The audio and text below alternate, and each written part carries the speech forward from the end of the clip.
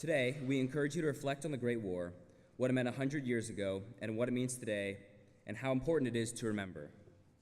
Dr. Terry Cobb is a long-serving and charismatic professor at Wilfrid Laurier University and the founder of the Laurier Centre for Military, Strategic and Disarmament Studies. He is the leading scholar of Canada's military role in World War II and an influential advocate for military history in both military and civilian post-secondary education. His books, The Brigade, Fields of Fire, and Cinderella Army, have led to a reinterpretation of Canadian soldiers' effectiveness in World War II. In addition, Dr. Copp is the founder of the nation's leading journal of military history entitled Canadian Military History, which is published in conjunction with the Canadian War Museum. He is the author of numerous battlefield guides to Europe and is a leading expert on touring these critical memorial sites. Dr. Copp will be serving as the Battlefields Historian for True Patriots Love Leadership Under Fire Tour this June. We are honored to welcome Dr. Copp to share with us his invaluable insights into the importance of collective memory of the war and the contributions of Canadians to the Great War. Please join me in welcoming Dr. Terry Cobb.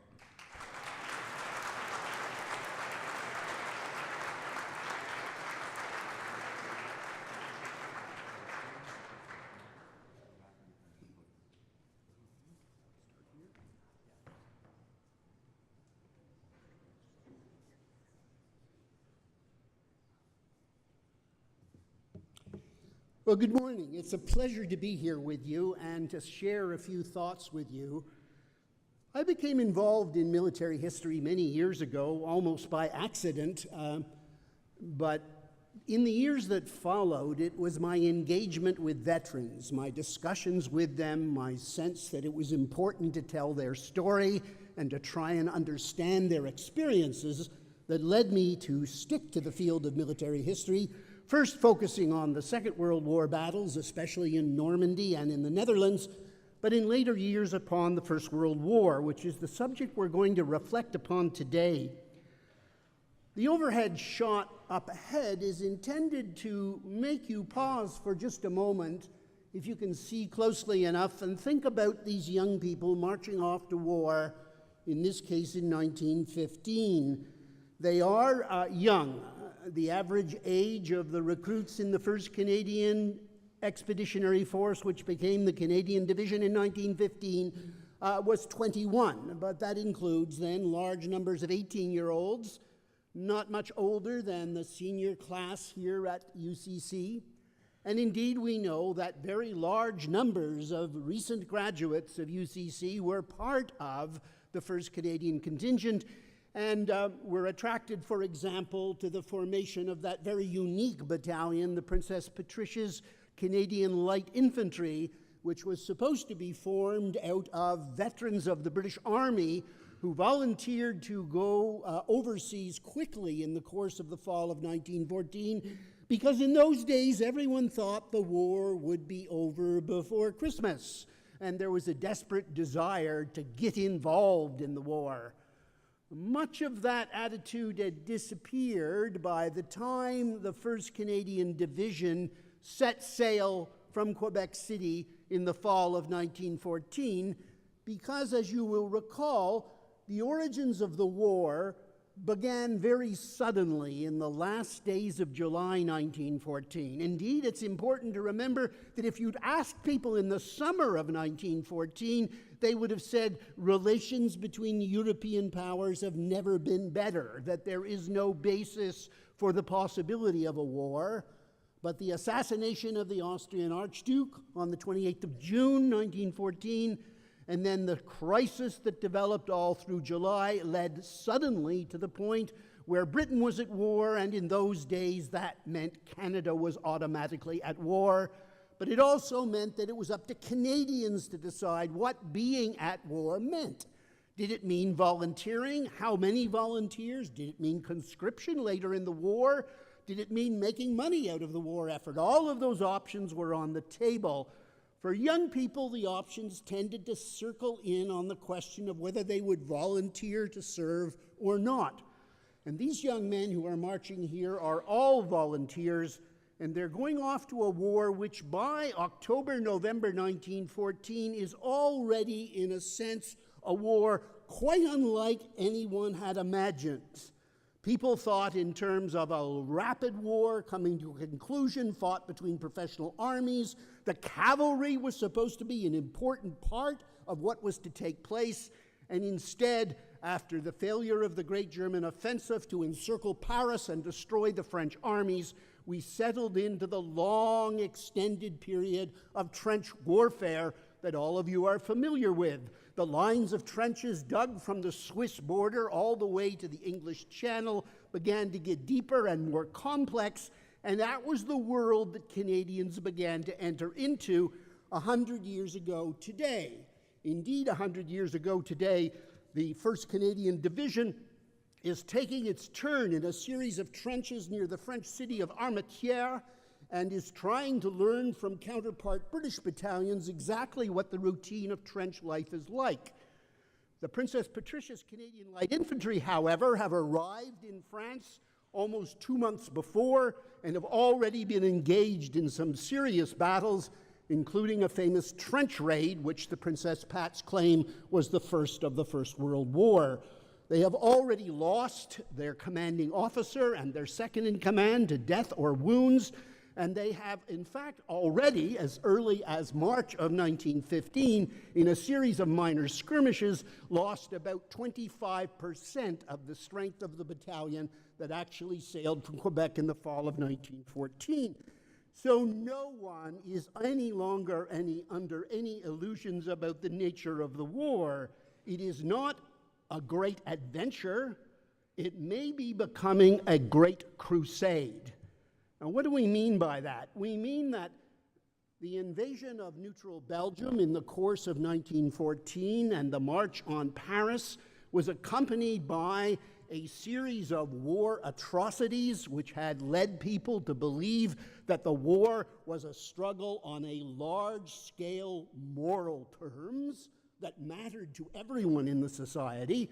And young people were not only motivated by adventure, but increasingly by what was used in that day so often, a sense of duty. The number of times duty occurs in the discourse of that era is absolutely remarkable, but it seems to be a word that sincerely reflected the attitudes of the generation who volunteered in 1914 and 1915. It might be worth knowing that in Montreal, a book that I'm currently working on is a study of Montreal in the First World War, and I discovered, to my remarkable surprise, given what is in the secondary literature, that in the first stages of the war, French Canadians in Montreal were as deeply involved in the issues related to the invasion of Belgium, the burning of the church and university at Louvain, and the other issues that motivated people in 1914, and very substantial numbers of French Canadians volunteered, including, of course, the formation in October of 1914 of the Royal 22nd Regiment, the Vendus, as English Canadians would come to call them. So at this stage of the war, there is a sense of the certainty of it all, the necessity of it, the imperative, if you will, of conducting this war and bringing it to a successful conclusion. The difficulty is that the war went on and on and on and on, and the casualties mounted. The French by 1915 had lost more than 1 million men. The counterparts on the Eastern Front in the German and in the other army had suffered similar levels of casualties. No one had the remotest idea of how to solve the dilemma of trench warfare, how to overcome artillery and machine guns, and how to overcome the fact that a stalemate had been created in the plains of Flanders and across France. It was therefore, and it was accidental, when the 1st Canadian Division was one of 3 British divisions sent into the salient around the Belgian city of Ypres in early April 1915, a few weeks from now, 100th anniversary of, it was purely accident that the Canadians were placed on the left flank of the entire British Army in this salient which bulged like a rounded tumor into the German lines and which could be attacked from 3 sides, by artillery observers who could literally see into the salient. When I take students to Hill 60, where one of the Canadian memorials is, which was a German position during 1915, we look back down onto the cloth hall in the center of Ypres, and we can pick out the individual church spires of the other villages in that particular section of the salient. You can see for what seems like forever. And the Canadians went into this area with no special instructions, indeed no special training, and set up their positions along the edge of the salient facing due east, with the 28th British Division and the 27th, where the Princess Patricia's Light Infantry were, over on the right-hand side.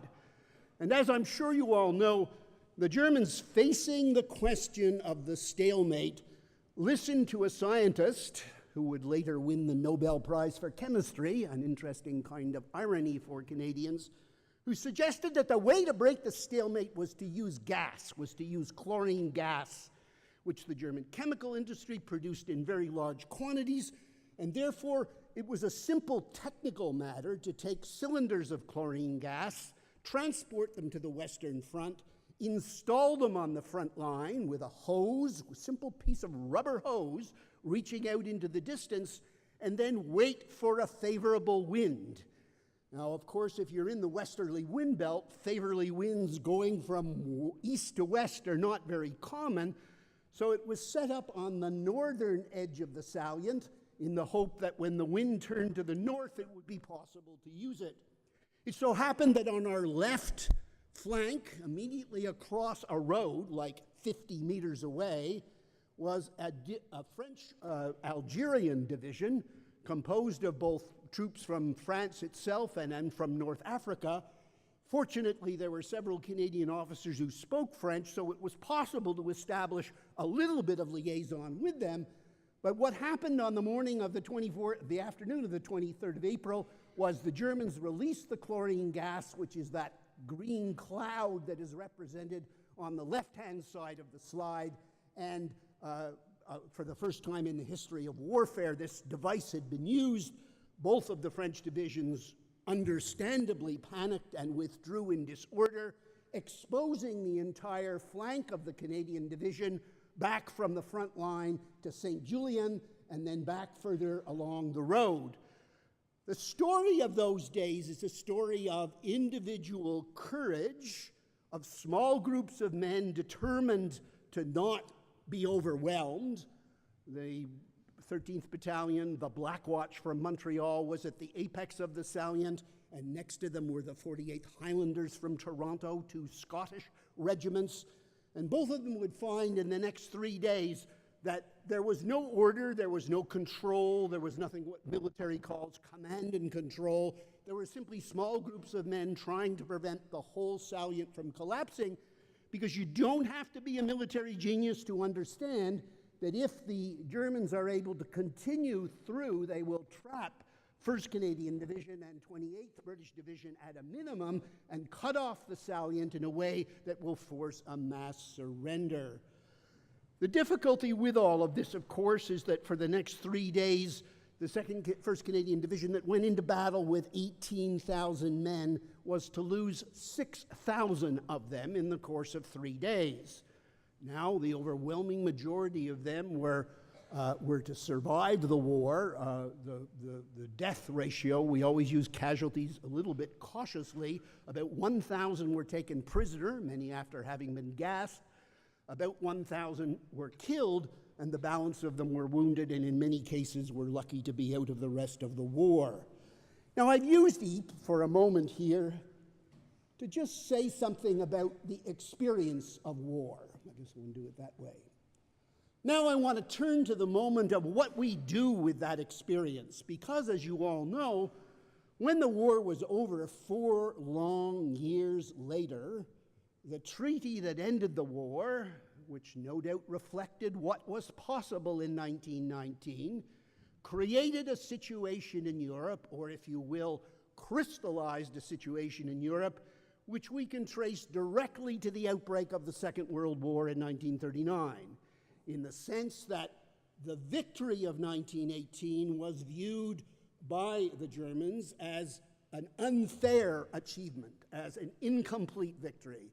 And therefore, long before the rise of Adolf Hitler, there was a strong feeling about the absolute necessity of renegotiating the Treaty of Versailles, which in itself would lead to the rise of the Nazi Party and lead us down that road to the Second World War. So what do we make of it all? What do Canadians make of it all? Well, first and foremost, we have to understand that the generation that experienced the war is a very different generation from mine or yours.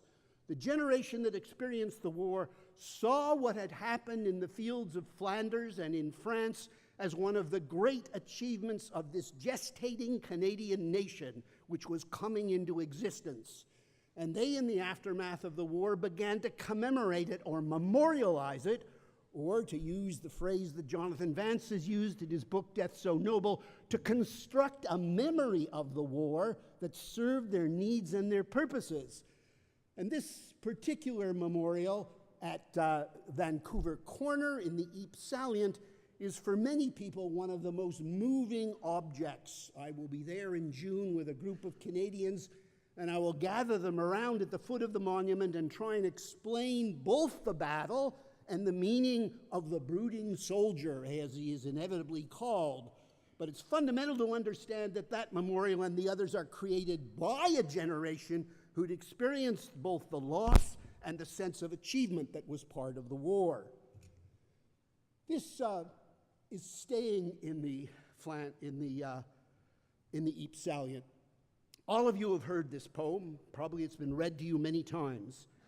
I don't know if you know or not, but most literary scholars and people interested in poetry think it's a lousy poem, one of the worst of the First World War, sentimental and mawkish. And indeed, it's criticized for encouraging war, for its militaristic imagery, especially in the last verse, where you are to take up our quarrel with the foe.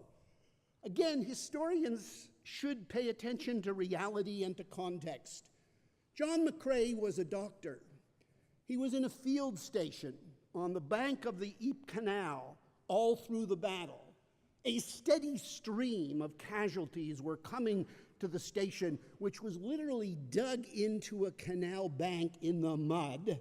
And all around them were those who hadn't survived their trip to the dressing station, and they were the crosses that were hastily planted in the immediate vicinity of the station.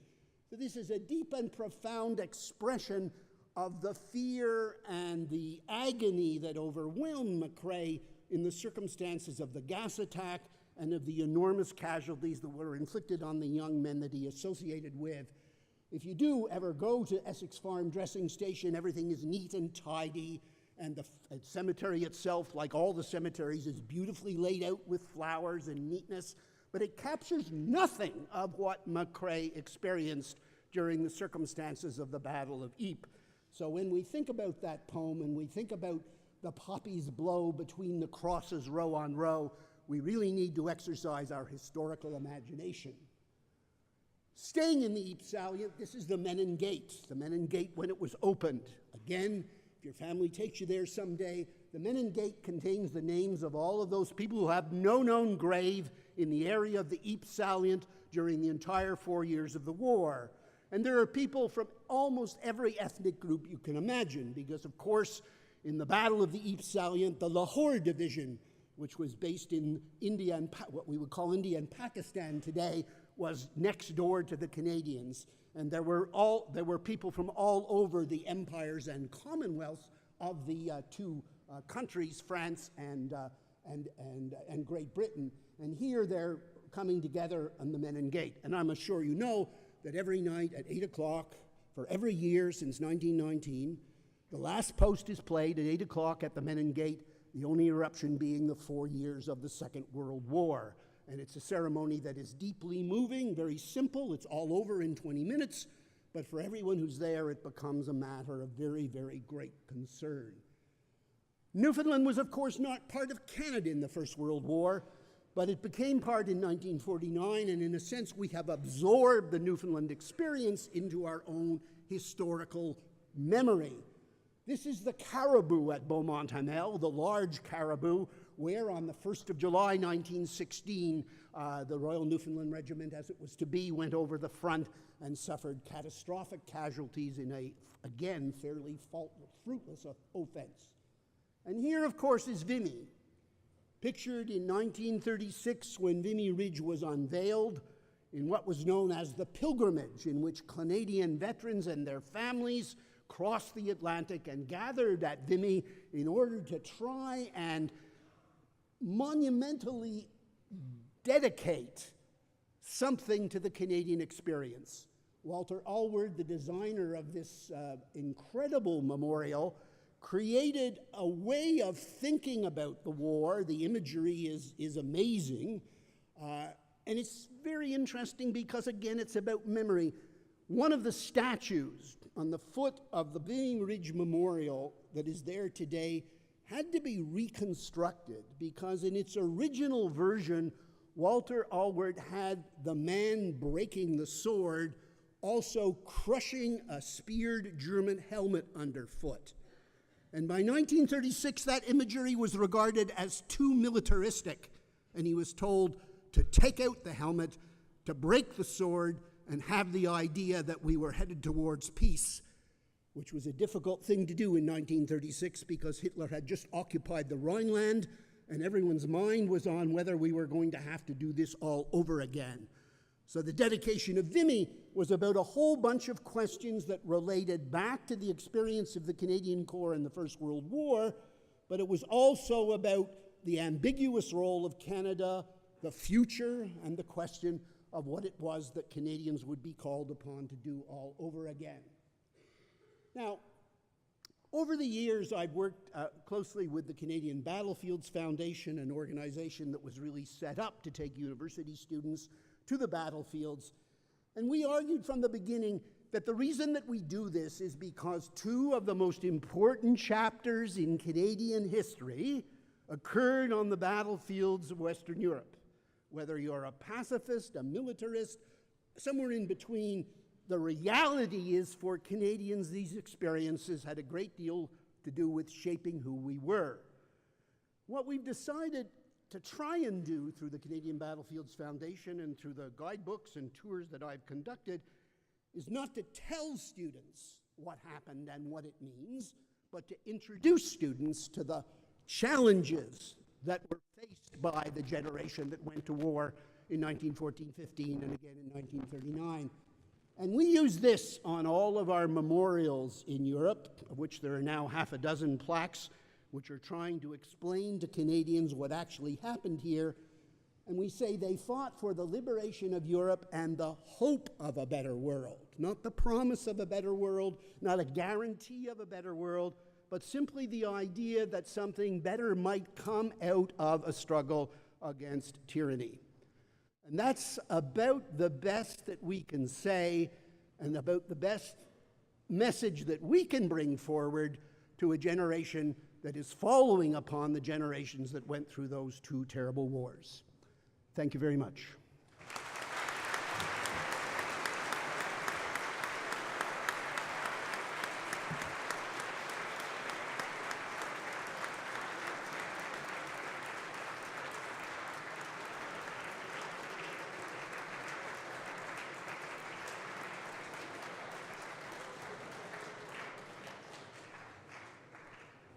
So on behalf of the entire upper school, I'd like to thank you for joining us today and sharing your valuable insight. Please accept this gift as a small token of our appreciation.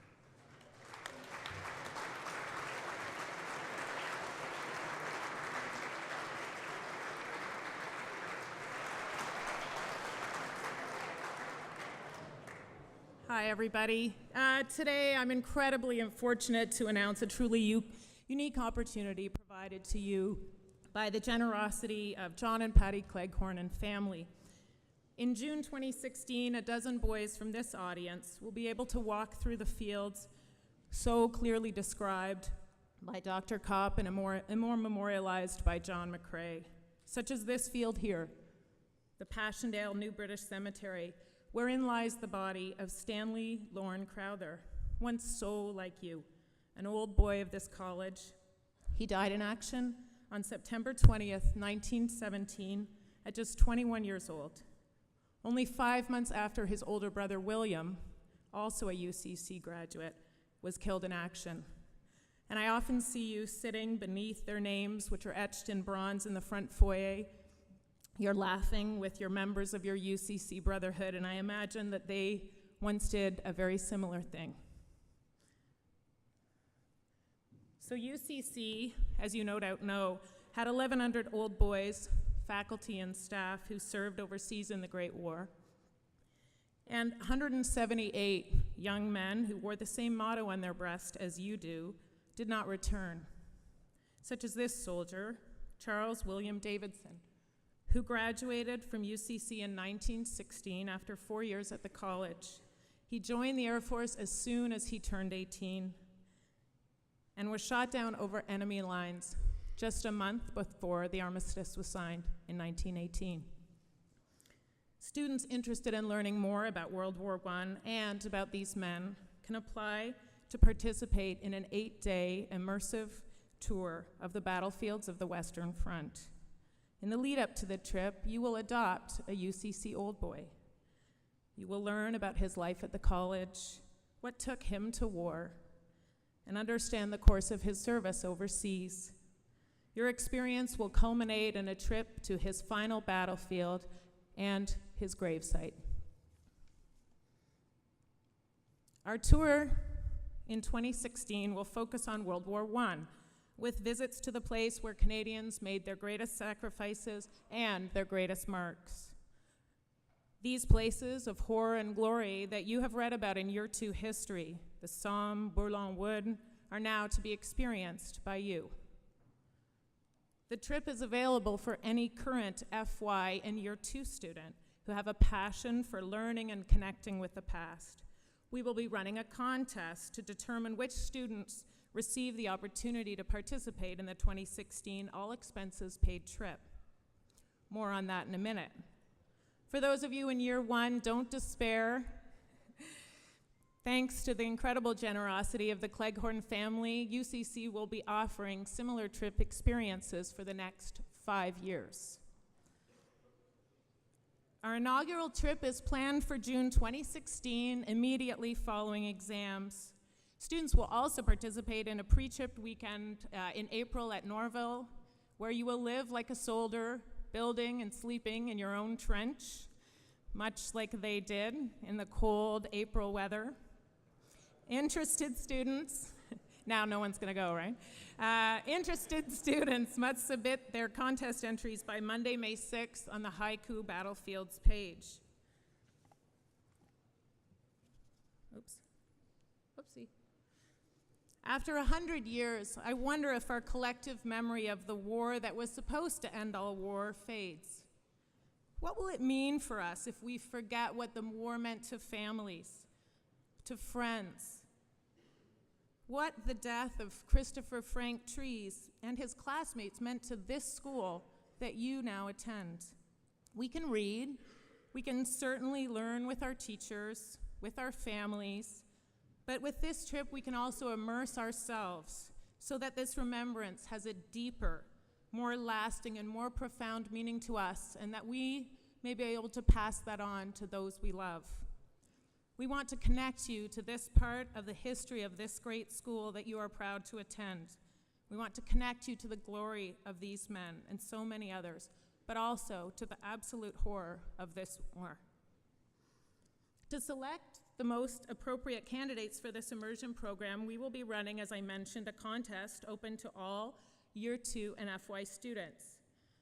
These students can either complete a research-driven essay or a research-driven short story or short film, and they will also submit a resume. The details of the contest are found on a Haiku page, which you can find as of today under your My Classes section of Haiku. There you can download prompting questions for submissions, take a look at the rubrics that our panel of judges will be using to mark them. There are also many links to resources to assist you in your research on this page. The contest closes on May 4th, 2014, coming up. So we really hope that you will consider applying for this incredible opportunity.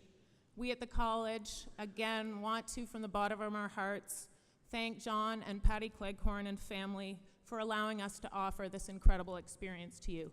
Thank you.